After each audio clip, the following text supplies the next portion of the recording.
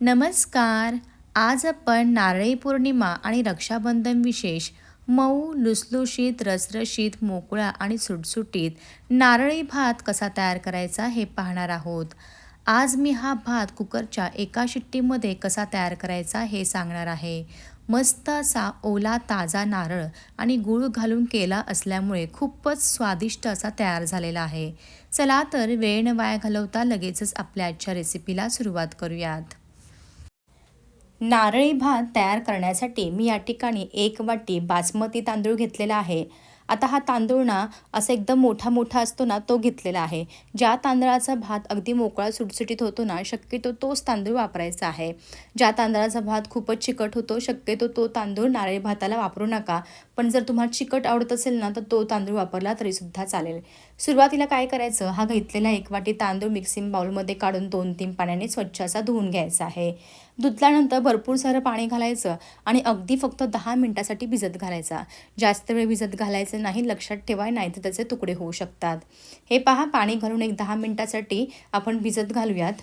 10 मिनिटं झालेली आहे. तांदूळ मस्त असा भिजला गेला आहे. त्यामधलं सर्व पाणी मी निथळून घेतलेलं आहे. आता आपण लगेचच नारळी भात तयार करायला सुरुवात करूयात. आज आपण फक्त कुकरच्या एका शिट्टीमध्ये गूळ घालून हा भात तयार करणार आहोत. त्यामुळे अगदी झटपट 10 ते 15 मिनिटात तयार होतो. अजिबात जास्तीचा वेळ लागत नाही.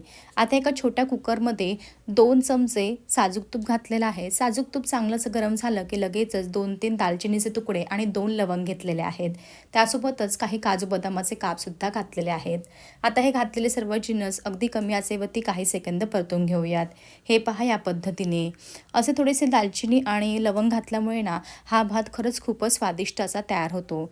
लगेचच आपण 10 मिनिटं भिजत घातलेला जो तांदूळ आहे तो घालून घ्यायचा आहे. लक्षात ठेवा, हा तांदूळ फक्त 10च मिनिटं भिजत घालायचा आहे. जास्त वेळ भिजत घालू नका, नाहीतर तांदळाचे तुकडे होऊ शकतात, भात चिकट होऊ शकतो. हे पहा, अशा प्रकारे हा घातलेला 1 वाटी तांदूळ तुपामध्ये खमंग असा 1 मिनिट परतून घ्यायचा आहे. परफेक्ट. आता आपण 1 वाटी बासमती तांदूळ घेतला होता. ज्या वाटीने तांदूळ मोजून घेतला अगदी सेम त्याच वाटीने मोजून 1 वाटी ओल्या नारळाचा चव घ्यायचा आहे. आता हा चव कसा तयार केला ते सांगते. ताजा ओला नारळ फोडून घेतला, त्याचे बारीक बारीक काप केले, पाठीचा कणा काढून घेतला होता काळा भाग आणि मस्त असा मिक्सरला बारीक करून घेतला. आता हा चव मोजून घेताना ना मस्त असं दाबून मोजून घ्यायचा. गच्च भरून 1 वाटी घ्यायचा आहे. तुम्हाला जर जास्त घालायचं असेल ना तर जास्तीचा सुद्धा घालू शकता. मी या ठिकाणी 1 वाटी तांदळासाठी त्याच वाटीने मोजून 1 वाटी घातलेला आहे. जर तुम्हाला 1.5 वाटी घालायचं असेल, जास्त नारळाची चव हवी असेल ना तर 1.5 वाटीसुद्धा घालू शकता. हे पहा, आता हा घातलेला नारळ जो आहे तो व्यवस्थित असा तांदळामध्ये मिक्स करून घ्यायचा आहे. मी व्हिडिओमध्ये दाखवते त्याप्रमाणे. परफेक्ट. आता ज्या वाटीने तांदूळ मोजून घेतला अगदीच त्याच वाटीने मोजून 1 वाटी आणि आणखी पाऊण वाटी आपल्याला ह्यामध्ये पाणी घालायचं आहे. हे अगदी परफेक्ट प्रमाण आहे. आता तुम्ही म्हणाल, हे पाणी पांढरं कसं दिसत आहे? ज्या मिक्सरच्या भांड्यामध्ये मी नारळाचा चव बारीक करून घेतला ना त्याच मिक्सरच्या भांड्यामध्ये पाणी घालून व्यवस्थित असं धुवून घेतलेलं आहे, जेणेकरून ना काही मिश्रण वाया जाणार नाही. हे पहा, अशा प्रकारे 1 वाटी आणि आणखी पाऊण वाटी इतकं आपल्याला पाणी लागलेलं आहे. व्यवस्थित असं मिक्स करून घ्यायचं. आता लगेच ज्या वाटीने तांदूळ मोजून घेतले अगदी त्याच वाटीने मोजून 1 वाटी गूळ घालायचा आहे. 1 वाटी तांदळासाठी त्याच वाटीने मोजून 1 वाटी गूळ घ्या. हे अगदी परफेक्ट प्रमाण आहे. गूळ घेताना ना सुरीने शक्यतो कापून घ्यायचा आहे, म्हणजे कसं तांदळामध्ये पटकन असा वितळला जातो. आता अजून एक महत्त्वाची टीप, लगेचच झाकण लावायचं नाही. गूळ पूर्णपणे वितळू द्यायचा, त्यानंतरच कुकरचं झाकण लावायचं आहे आणि शिट्टी घ्यायची आहे. त्या अगोदर ना मी या ठिकाणी काही केशरच्या काड्या 2-3 चमचे दुधामध्ये मस्त अशा 15-20 मिनटं भिजत घातल्या होत्या. आता हे केशरचं दूधसुद्धा यामध्ये घालायचं आहे. त्यामुळे ना खरंच खूप छान अशी चव या भाताला येते. व्यवस्थित असं मिक्स करून घेऊयात. तुम्ही ह्या ठिकाणी पाहू शकता, घातलेला संपूर्ण 1 वाटी गूळ व्यवस्थित असा वितळलेला आहे. आता लगेचच 1 चमचा वेलची पावडर आणि सुंठ आणि जायफळसुद्धा किसून घालायचं आहे.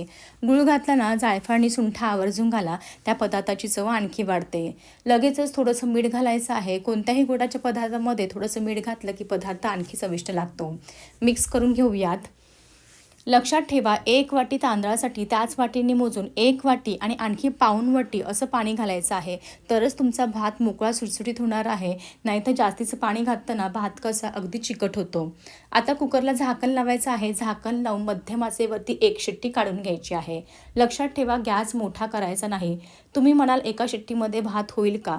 नक्कीच होणार आहे. आपण हा तांदूळ 10 मिनिटं भिजत घातला होता आणि हा मोठा आणि बासमती तांदूळ आहे, त्यामुळे मस्त असा मोकळा सुटसुटीत शिजला जातो. अजिबात चिकट वगैरे होत नाही. मध्यम आचेवरती 1 शिट्टी घ्यायची. त्यानंतर अगदी काही सेकंद म्हणजे 1 सेकंद गॅस मोठा करून चालू करायचा. लगेचच बंद करायचा आहे आणि कुकर पूर्णपणे थंड होईपर्यंत कुकरचं झाकण ओपन करायचं नाही. त्या वाफेमध्येच मस्त असा भात शिजला जातो.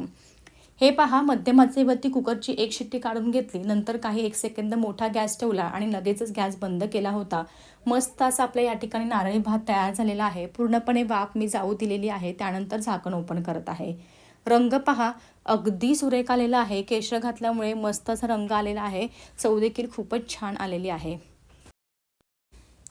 तुम्ही या ठिकाणी पाहू शकता, भात पहा अगदी मोकळा सुटसुटीत झालेला आहे. अजिबात चिवट किंवा चिकट झालेला नाही. या ठिकाणी आपला नारळी भात तयार आहे. तुम्हाला एका प्लेटमध्ये सर्व्ह करून दाखवते.